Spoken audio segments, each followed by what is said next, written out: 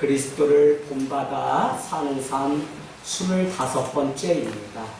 오늘 말씀 제목같이 억지와 자의는 분명히 다릅니다.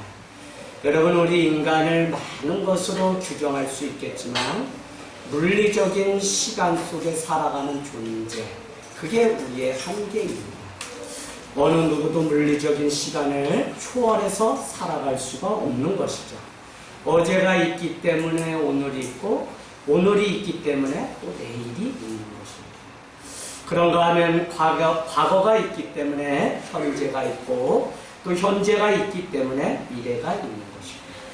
태어났기 때문에 사는 것이고, 살다 보니 죽을 때가 또 온다는 것입니다.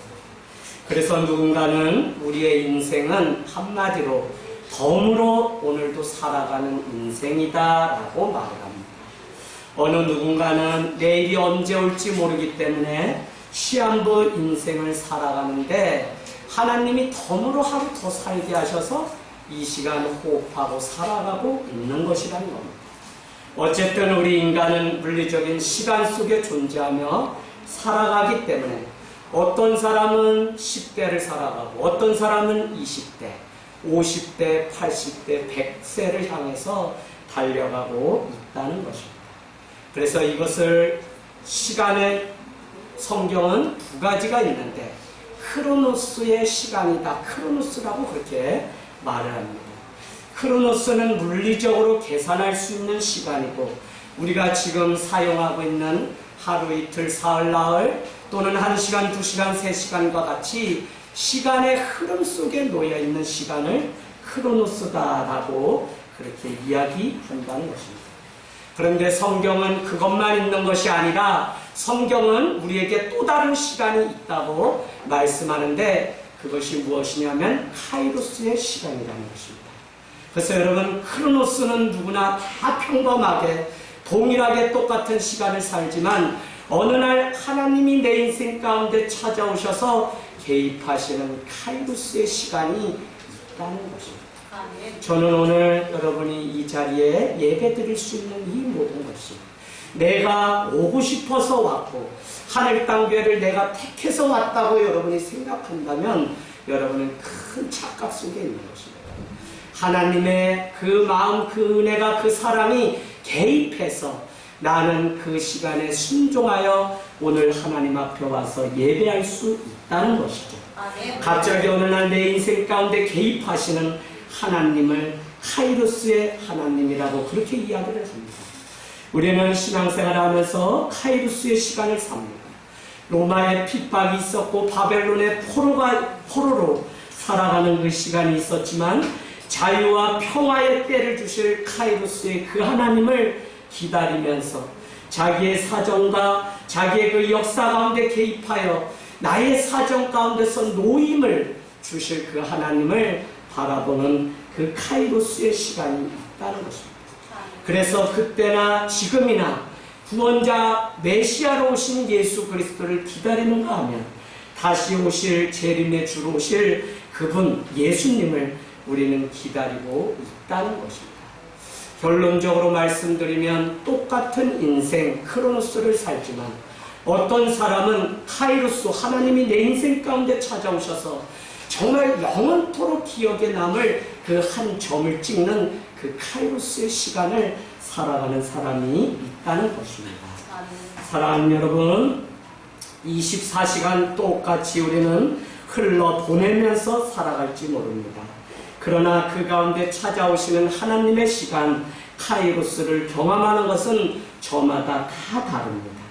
우리는 저마다 추억이라는 것을 가지고 있는데 그 추억을 공유하고 말하는 것은 모든 시간을 다 말할 필요가 없기 때문에 우리는 추억이라고 하는 그 시간을 꺼내서 그냥 저기 감춰놓았던 그 이야기들을 삼삼오 모여서 이야기를 하고 합니다. 저는 오늘 2019년 9월 1일 이 날이 여러분의 인생 가운데 갑자기 찾아오셔서 눈물을 주시고 하나님의 한량없는 은혜가 얼마나 큰지 깨닫고 하나님이 찾아오셔서 나를 토닥이며 어떻게 얻은 인생인데 다시 일어나 승리하자고 하는 나에게만 말씀하시는 그 하나님, 카이로스의 하나님을 경험하는 은혜가 있기를 원합니다. 그날 다람쥐 쳇바퀴돌도 똑같은 하루하루를 살아갔는데 카이로스의 하나님이 내 인생 가운데 찾아오게 되니까 하루라고 하는 그 무게가 전혀 다르게 다가오는 그 하루가 오늘이 되기를 주님의 이름으로 축복합니다. 어디서 찾아온 은혜인지 하나님께서 살려주셔서 덤으로 내가 살아가고 있구나라고 하는 귀한 시간을 깨달을 때 우리는 거기서 다시 인생을 시작하고 다시 사는 인생이 되는 것입니다. 여러분, 오랜 시간을 신앙생활하고 부모님 손에 이끌려서 살고 많은 시간들 말씀 듣고 다 그랬습니다. 그럼에도 불구하고 무엇이 부족한 것이냐면 카이로스, 내가 만난 하나님, 내가 1대1로 만난 그 하나님, 여러분이 자녀를 위해, 직장을 위해서, 가정을 위해서 기도할 때 카이로스의 하나님이 우리의 삶 가운데, 우리의 자녀 가운데, 유치원에 간 자녀 가운데 임할 수 있도록 기도할 때 그 자녀는 똑같은 시간을 살고 세월을 보냈지만 정말 놓칠 수 없는 그 하나님, 내 인생의 전부이신 그 하나님으로 인해서 다시 살아가는 은혜가 있는 줄로 믿습니다. 여러분, 오늘 우리가 말씀으로 돌아가면 우리는 2000년 전에 기록된 한 사건, 한 역사, 한 페이지를 만나고 있습니다. 여러분께 말씀드렸다시피 우리 인생이라는 것은 삶이라는 붓으로 어떻게 해요? 인생이라는 이야기 책을 써가기 때문에 여기에 있는 우리 모두는 다 작가라고 제가 말씀드렸습니다. 내가 어떻게 내 인생의 이야기를 한 페이지를 써가느냐가 역사가 되고 그 역사 가운데 어떤 사람은 남기지 말아야 될 이야기 때문에 평생 괴로움과 고통 속에 살아가는 모습을 우리는 보게 됩니다. 여러분, 오늘 2000년 전 크로노스의 시간을 우리가 들여다보면서 필레몬서를 보는 것이 아닙니다. 성경은 2000년 전의 그 역사가 어떤 것인지 우리에게 가르쳐주는 책이 아닙니다. 만일 그것을 우리가 알고 내가 성경 말씀을 안다고 이야기하면 여러분은 율법학자나 바리새인에 불과합니다. 마태복음이 이야기하기를 너는 많은 겉으로 보이는 그것은 행함에도 불구하고 너의 속 안이 썩었기 때문에 회칠한 무덤과 같은 자라고, 그렇게 성경 지식이 많고 하나님에 대해서 누구보다도 말할 것이 많았던 바리새인들에게 예수님은 그렇게 경고하는 모습을 보게 됩니다. 여러분, 성경은 그런 책이 아니라 점점 더 그 역사 가운데 카이로스의 하나님의 손길이 찾아오셔서 어떻게 하나님이 일하시는지를 우리에게 보여주는 카이로스의 하나님 찾아가기가 바로 우리가 오늘 말씀을 읽고 대하는 이유라는 것입니다. 그 역사 가운데 개입하셔서 결국 믿는 자가 승리하고 그 승리를 주시는 예수님만이 변함없이 나와 함께 해주신다고 하는 이 사실을 우리가 깨달을 때 필레몬과 오네시모, 사도 바울, 그 인생 가운데 찾아오신 카이로스, 하나님의 은혜의 손길이 점점 더 이 문제 한 가운데 찾아오셔서 일하고 있다는 사실을 여러분도 보게 될 것입니다. 아직은 아무 문제도 해결되지 않았습니다. 아직은 18절에 등장하는 것처럼 빌레몬의 가정의 노예로 살던 오네시모가 주인에게 불의를 끼치고 달아났다가 로마 군인에게 붙잡혀서 옥중에 갇히게 되었는데 때마침 그곳에 사도 바울은 할 수만 있다면 고향이었던 로마에 가서 이 복음을 전하고자 하는 간절한 소원을 가지고 있다가 결국은 죄인의 신분이 되어 그도 옥중에 갇히게 되면서 오네시모라고 하는 사람을 만났는데 그가 이만한 안타까운 사정이 있게 되자 그는 오늘 한 통의 편지를 통해 빌레몬에게 이렇게 간청하는 모습을 보게 됩니다. 저는 오늘 권찰님이 그것까지 이야기하실 줄 알았어요. 사실 그 기사를 저는 뭐 이랬다 저랬다 그거보다 뭐가 아름답냐면 말씀대로 성도가 살아가고 정말 그 택배 기사의 그 실수를 용납하고 그것을 맞이해 줄 수 있는 예수님의 사랑이 아름다운 것이지 그 이상도 그 이하도 아니라는 것입니다. 여러분의 삶의 자리, 교회에서는 신앙인이고 살아가는 그 자리에서는 아닌 것처럼 살아가는 그것이 아니라 들은 말씀이 내 삶 가운데 역사하기를 바라면서 삶의 매 순간마다 만나는 사건과 사고 속에서 내 생각대로 판단하고 결정하는 것이 아니라 하나님이라면 말씀은 어떻게 이 일을 해결했을까 하는 고민 속에서, 그래서 사랑하는 수진이가 그냥 나온 것이 아닙니다. 여러분, 이 아이가 쭈삣쭈삣 하면서 했지만 그도 하나님이, 카이루스의 하나님이 찾아오셔서 그 삶을 만지고 금요일 밤에 많이 울었어요. 어떻게 얘기해야 될지 몰라서, 그러나 너가 용기를 내야 된다, 결단했다면 어떻게든지 얘기해. 그러나 우리가 예상한 대로 그냥 삐쭉삐쭉. 그러나 저는 수진이가 어떤 마음으로 이 앞에 교회를 몇 년째 혼자 다니면서 처음으로 용기 내서 마이크를 잡았는지, 저는 그것 자체가 이미 예수님을 향해서 한 걸음씩 변화되기 시작했고, 그는 이제 주님의 제자로 살 준비를, 우리 오성환 권찰님이나 우리 김현명 권찰님, 우리 수준이 그 가운데, 그러니까 뭐냐, 우리는 몰라요. 저 사람이 어떻게 사는지. 그러나 오늘 카이로스의 하나님의 그 은혜, 그 손길이 여러분의 삶 가운데도 지금 찾아오셔서 이 복잡한 문제가 그냥 그대로 있을 것 같지만 때가 되면 믿음대로 말씀대로 살게 되면 반드시 해결되는 그 손길, 그 은혜를 보기를 원합니다. 여러분, 하나님의 은혜 손길이 다가오고 있다고 하는 이 사실을 의식하든지 못하든지 오늘 여러분의 인생 가운데 하나님은 한 번 택한 자녀는 버릴 수 없고 잃어버릴 수 없기 때문에 끈질긴 그 손길로 우리를 향해서 다가오고 있다는 것입니다. 여러분이 깨닫든지 못 깨닫든지 상관없이 하나님의 은혜는 우리의 삶 가운데도 동일하게 찾아오고 있습니다.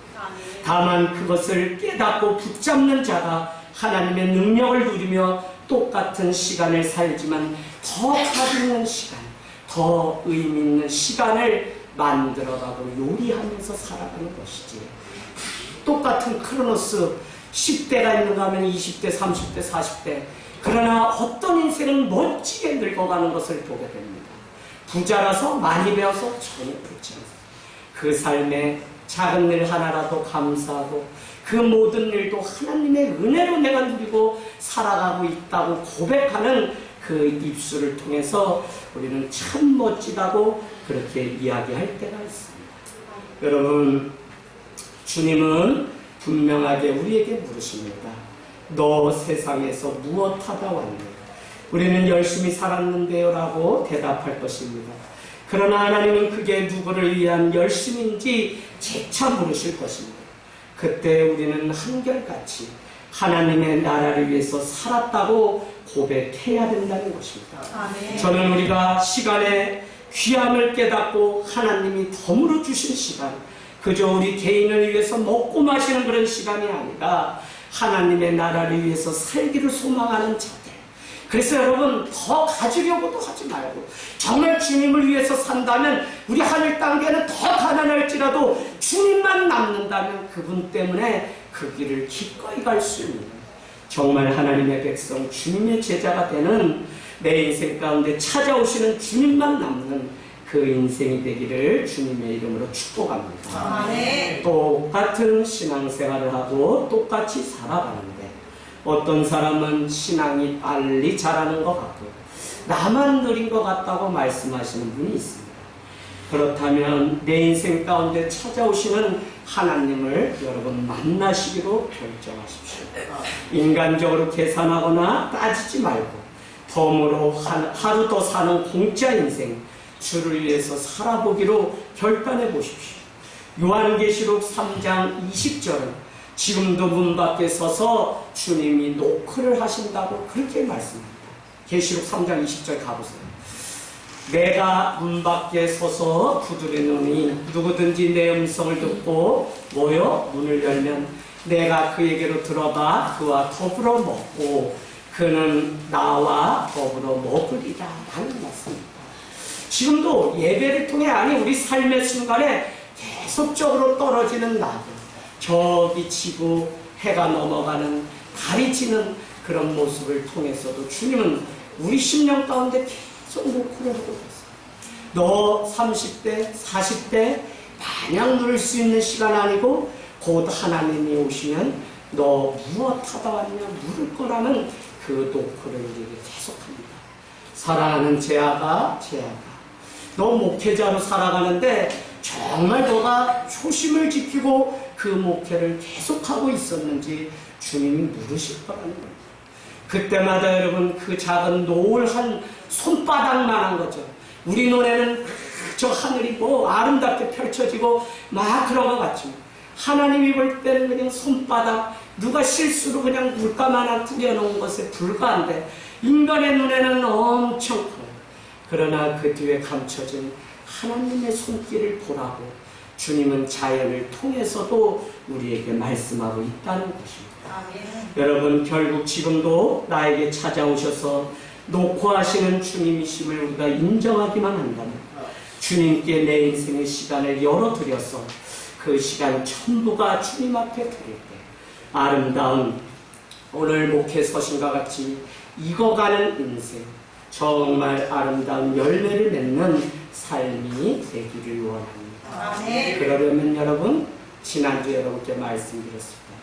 만나야 변화됩니다. 만나야 변화돼요. 정말 교회 다니는 게 중요한 게 아니라 여러분이 정말 이 예수를 만나야만 내 삶이 변화됩니다. 아멘. 저는 이 사실을 깨닫게 됐을 때 한국교회를 막 보니까 내 마음에 너무 괴로웠어요. 이 바리새인 회칠한 무덤 안에 갇힌 자들 하는 것이 여기에 만나는 성도들, 제가 부교역자들 때 살아갈 때 만난 이 성도들이 다 죽어갈 송장들이 앉아있는 그 사실을 보면서 내가 이렇게 목회하는 이것이 얼마나 괴로운지. 그래서 기꺼이 말리는 개척의 자리에 나올 수 있었습니다. 여러분 카이로스에 하나님이 문제가 일어난 빌레몬과 오네시모 가운데 사도 바울을 보내신 것입니다. 이 문제를 해결하기 위해 두 사람의 막힌 담을 헐어줄 사람이 필요했는데 그가 바로 사도 바울이었던 것입니다.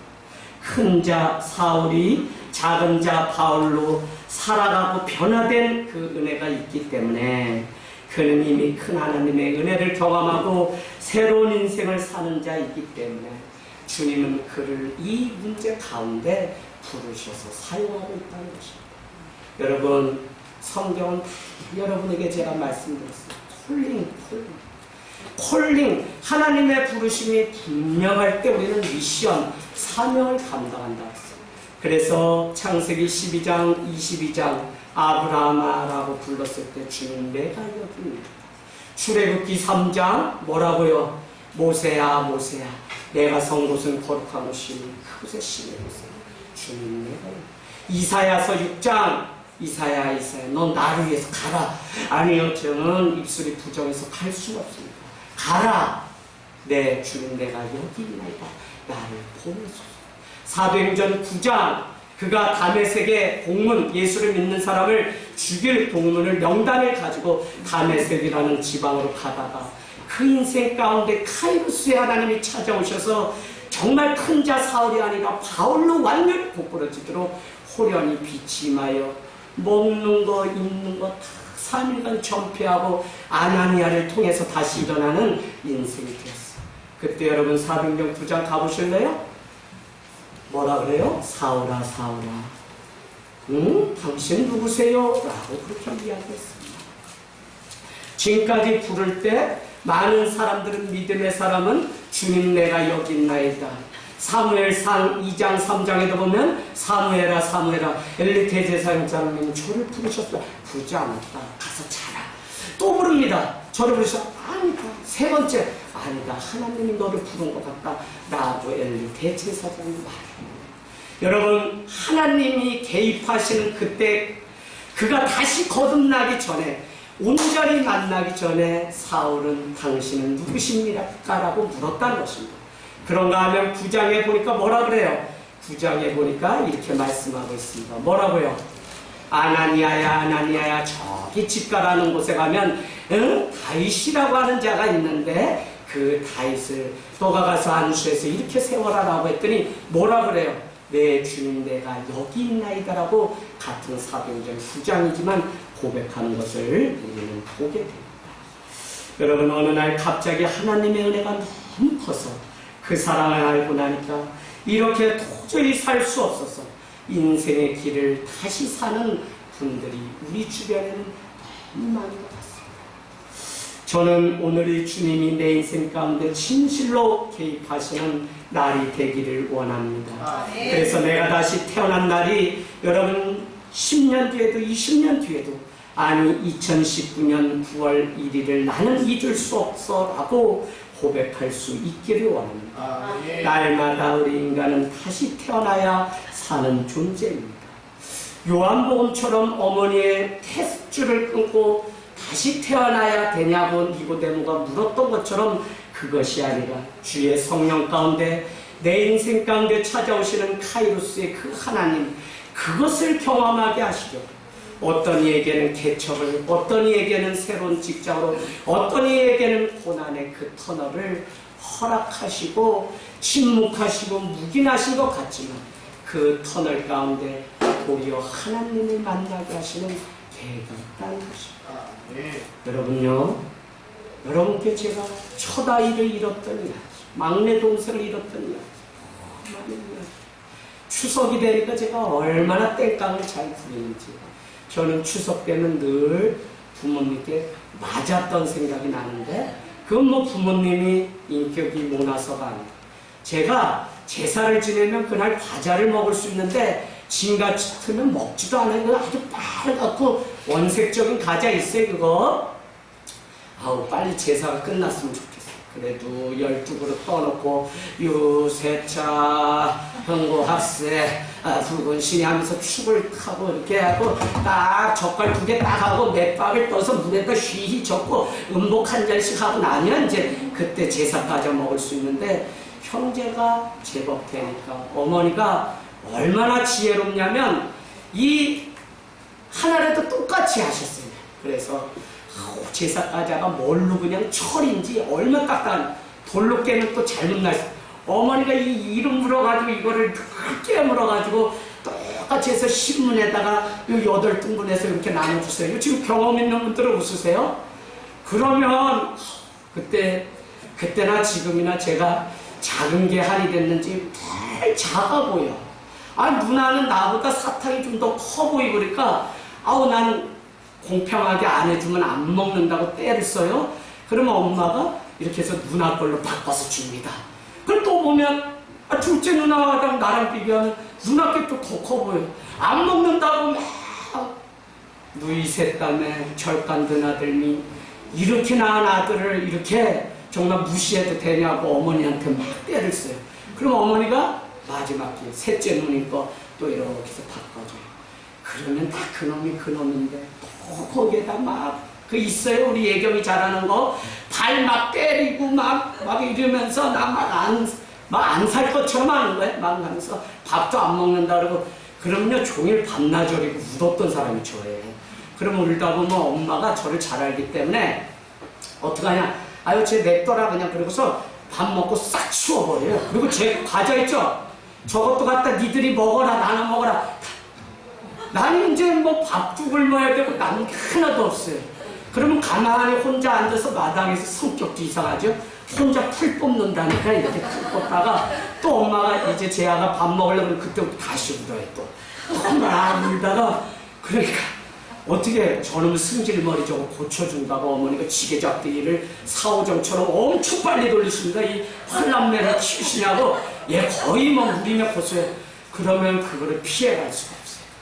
거기에 조 터지거나 그냥 앉아서 울면서 밥 먹거나, 그것도 안 되고 막 또 나무에 올라가거나 저 아래 밭으로 막 그냥 산토끼 모양 막 도망갑니다. 근데 제가 말씀드린 것처럼 어머니 돌멩이가 다리 실력이거든요. 얼마나 많이 던졌는지 제가 일부러 피하는데도 그리로 싹 던져가지고 등대기에 돌 하나 맞고 그냥 그 자리에서 항복하고 와가지고, 그러면 어머니는요 요 하나라도 누이 준다고 했더니 그거 저기 천장에다가 여기다 감춰놓았다가 잘못했지 또 그럴 거야 안 그럴 거야. 그래서 안 그런다고 하면 그거 넣고 있다 그래서 주면, 제가 그래서 그거에 아주 몇 번 하고 나니까 난 죽어도 이 다음에 크면 진짜 효자로 살아야 되겠다. 왜 어머니가 다 준 것 같았거든요. 그런데 제 승질머리가 못 됐으니까 아이가 놀라서 이렇게 놀 때 저기 찬장에다 빼놨던 것 같아요. 그럼 어머니가 야 저기 밭에 가자 그래서 따라가면 저 놈의 냇가에서 너만 먹고 입 닦아라 그런 거죠. 그래서 누나한테 얘기하지 마. 그럼 제가 그래서 그거를요 제가 다 먹을 수가 없잖아요. 근데 엄마가 그냥 깜쪽같이 다 해결하라 그러니까 그거를 반나절 집도 못 들어가고 도랑에 앉아서 제사까지를 다 먹어야지 오는 거야. 이가 다 썩어가지고 막 얼마나 애를 먹었는지. 아 여러분 이렇게 그냥 살던 인생 가운데 카이로스의 하나님이 찾아오셔서 인생을 바꾸시는 그 은혜, 그것이 여러분의 삶이 되기를 주님의 이름으로 축복합니다. 오네시모는 옥중에 갇히게 되었고요. 주인 빌레몬에게 불의를 끼치고 도망갔다 옥중에 이렇게 갇혔습니다. 그런데 참 이상할 것 같아요. 자기가 있는 그곳에 사도 바울을 하나님이 준비해 놓았는데 사도 바울은 너무 태연하게 자기에게 복음을 전하는 것입니다. 뭐 저런 사람이 있어? 라고 생각했을지도 모릅니다. 언제 죽을지 모르는데 두렵지도 않나? 라고 의심을 품을 수도 있습니다. 그러나 그는 죽음도 두려워하지 않는 예수의 사랑이 그 인생 가운데 찾아왔기 때문에 아무도 말릴 수 없는 세상도 감당 못하는 인생이 되었다는 것입니다. 그가 전한 하나님의 사랑 앞에 오네시모는 완전히 손을 들게 되었습니다. 그래서 11절, 12절로 여러분 가보시면 제가 오늘 아침에 다시 너무 크게 깨달았어요. 뭐냐면 전에는 너 오네시모에게 무익한 자, 너라고 여러분 표시해 놓으세요. 이제는 나와 내게 유익한 자. 11절이죠. 그러니까 전에는 너에게만 어떻게 해요? 무익한 자였는데 이제는 너에게도 나에게도 유익한 자. 이 말은 무엇이냐면 한 사람의 인생이 변화돼서 공동체 안에 유익한 자로 변화될 수 있다는 사실을 우리에게 가르쳐주고 있습니다. 그러면서 그를 내 신복으로 두고 싶다. 그러나 내가 그를 돌려보낸다 할 때 이 신복은 심장이라고 하는 뜻입니다. 그래서 너와 너에게 돌려보내노니 내게는 그가 오네시모가 신복이라. 그러니까 사도 바울은 오네시모가 변화된 것을 알기 때문에 세상 사람들은 막 손가락질하지. 아유 저희 저렇게 살던 사람, 아유 저 사람 옛날에 엄청 못됐었어, 막 이렇게 얘기할 수 있다고. 그러나 정말 주님의 마음으로 살아가고 정말 한 영혼을 내 양떼라고 믿고 살아가는 목자가 있다면 세상 누가 그 사람을 향해서 손가락질해도 나는 그럴 수 없는 수. 왜요? 그는 이제 없으면 안 되는 하나님 나라의 신복이기 때문에 그렇다는 것입니다. 사랑하는 여러분, 이것이 복음의 능력입니다. 13절은 사도 바울은 그를 빌레몬을 대신해서 가까이 두고 함께하고 싶지만 그렇게 하지 않겠다고 선언했습니다. 왜냐하면 자기의 입보다 지금 오네시모와 빌레몬의 관계가 회복되는 것이 먼저이기 때문에 그렇습니다. 여러분, 관계가 해결될 때 오는 자유함을 누려보셨습니까? 그것이 해결되어야 하나님의 나라가 비로소 시작됩니다. 그래서 사도 바울은 8절, 9절에 보니까 여러분 한번 복습해봅니다. 뭐라 그랬어요? 마땅히 명령할 수 있으나. 왜요? 선교주에서 만나서 가르쳤던 사람이 빌레몬이고 그는 자기의 가정을 내어놓아서 세웠던 교회가 골로새 교회입니다. 그렇기 때문에 사도 바울에게는 빌레몬은 자기 교회의 제자이자 집사였는데 그에게 마땅히 명령할 수 있으나 어떻게 해요? 도리어 사랑으로 간구하겠다고 합니다. 여러분, 이렇게 하기까지는 인내도 필요하고 그 안에는 얼마나 많은 기다림입니다. 저는 여러분과 같이 목회하면서 제가 가장 잘할 수 있는 것 한 가지, 그거 달라고 하는 건 뭐냐면 그냥 기다려. 저 성도님이 잘하다가 세상으로 가도 또 기다리고 또 가도 또 기다리고 변함없이 내가 그 자리에 기다리고 있습니다.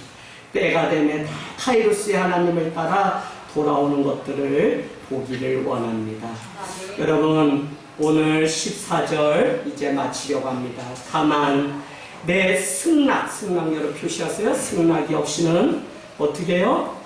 내가 아무것도 하기를 원하지 아니하니. 사도 바울이 나는 오늘 빌레몬 너의 승낙이 없이는 내가 아무것도 하지 않겠다. 왜냐하면 이것은 너의 선한 일이 억지같이 되지 아니하고 자유되게 하려 합니다. 바울은 빌레몬이 오네시모를 용서해 줄 거라고 하는 사실을 믿는 믿음이 있었어요. 여러분, 목회하면서 가장 어렵고 우리가 서로를 대할 때 가장 어려운 게 뭘까요? 저 사람 형편없어 보여요. 아유, 차라리 그냥 교회 안 가는 게 낫지. 막 이럴 정도로 그래요. 그냥 과거에 살아갔던 그 삶의 습관에서 떠나지 못하고 여전히 세상 사람처럼 살아요. 그래서 어떻게 해요? 우리는 기다리고 또 기다리는 자가 구원이 없어요. 예레미야 애가 3장은 잠잠히 기다림이 좋도다 구원이 그에게서 난다고 말씀하고 있습니다. 나의 본심은 여러분이 힘들어하고 고통 가운데 있는 것이 아니라 뭐요? 그가 행복한 삶을 사는 것이라고 에레미야 애가 3장에 말씀합니다. 왜요?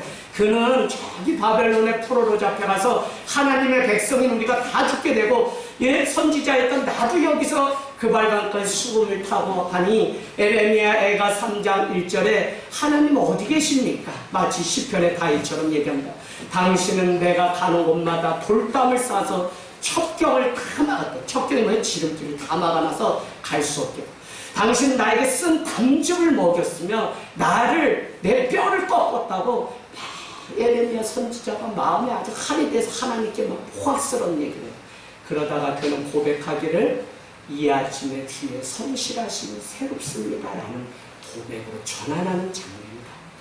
그래서 거기 쭉 읽어보면 뭐라면 잠잠히 기다림이 좋다. 왜? 구원이 있다고.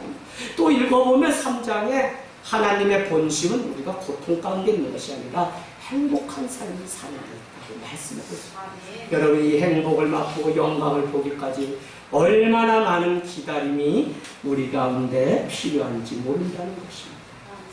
반드시 세상을 살 때 성도는 하나님의 은혜가 개입해 주시길 기도해야 됩니다. 직장에서든 가정에서든 우리 자녀가 머무는 학교든 유치원이든 카이로스의 그 하나님이 찾아오셔서 보호하시고 지키시고 그 은혜로 다시 사는 우리 자녀들이 될 수 있도록 늘 기도해야 됩니다.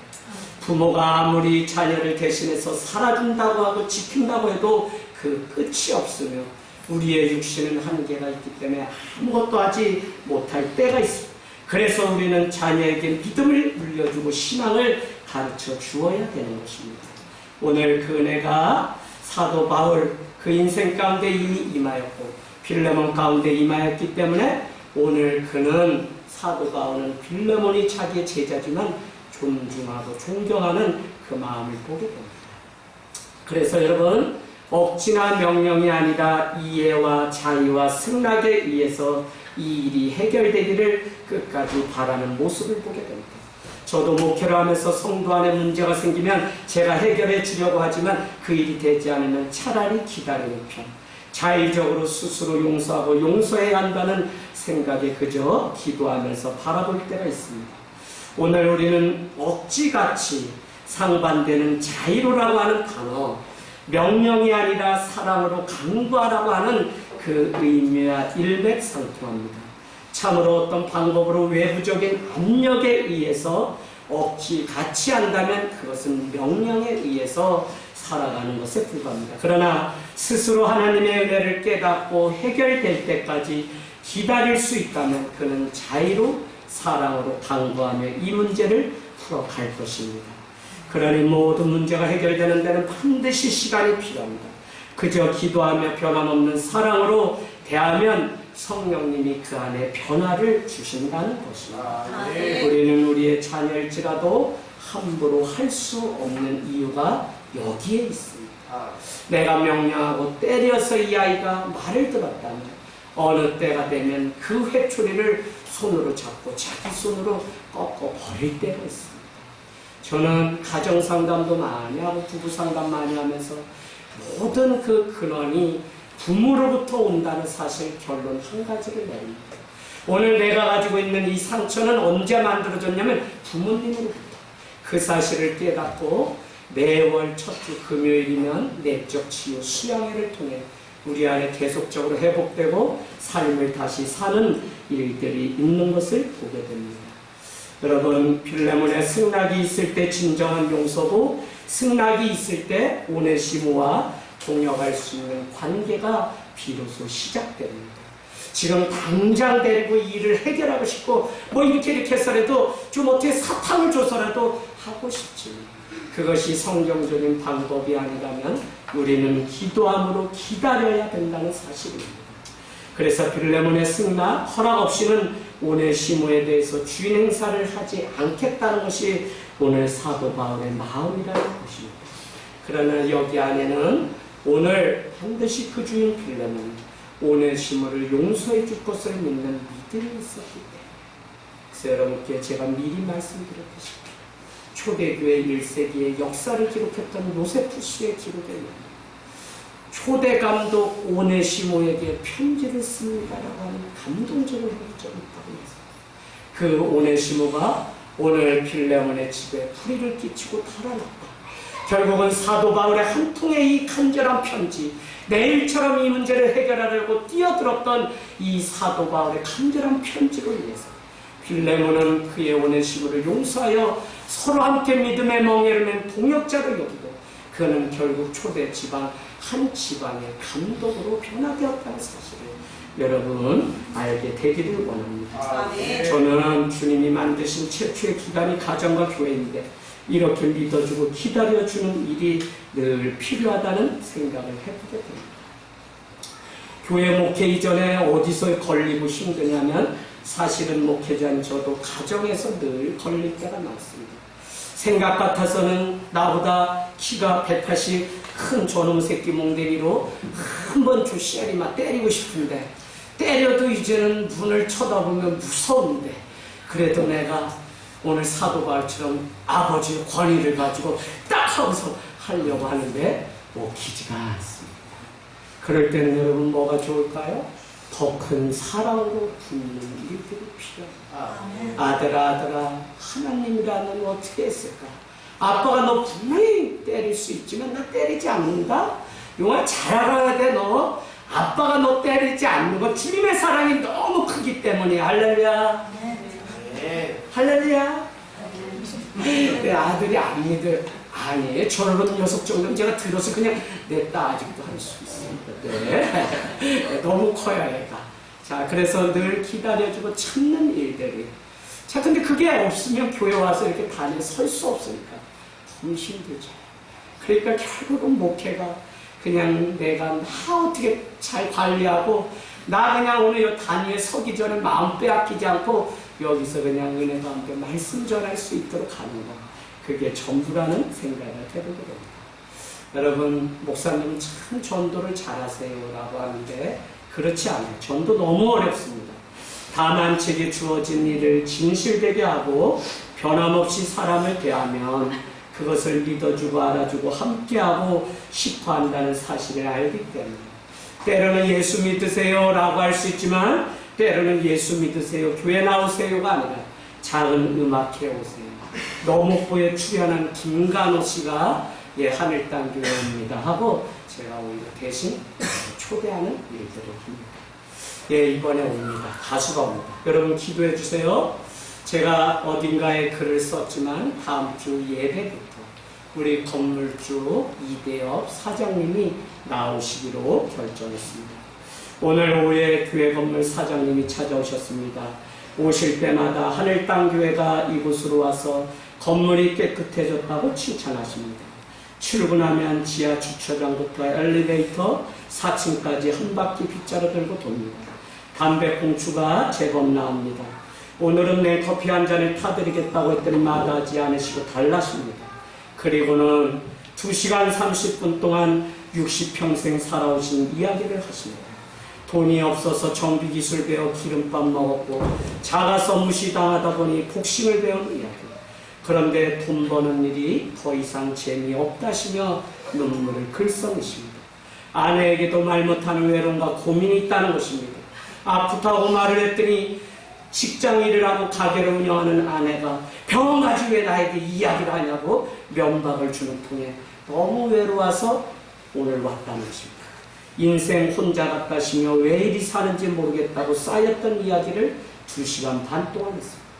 중간중간 그래서 공동체가 마음에 쌓인 상처도 이해된다며 교제했는데 다 마치기 전에 기도를 부탁해 오셔서 기도를 해드렸더니 밀린 눈물 다 쏟는 것입니다. 드디어 기도하던 한 분이 교회에 나오시기로 결정하셨습니다. 오늘은 제가 밥 안 먹어도 행복합니다. 새로운 삶을 찾아가시는 사장님.